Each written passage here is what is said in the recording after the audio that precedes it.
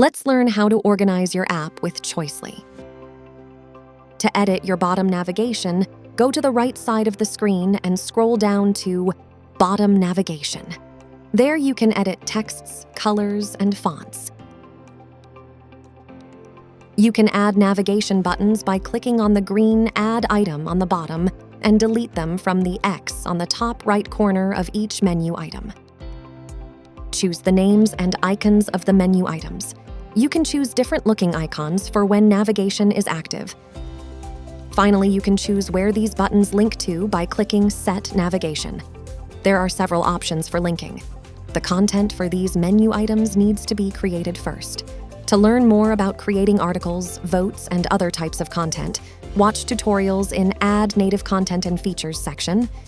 If you have your content ready, just click on the type of content you want to add and then choose the right one. We will link previously created Home Feed to Home button in bottom navigation. You can also dedicate the buttons for specific topics and add content later. Now you know how to organize content in your app with Choicely.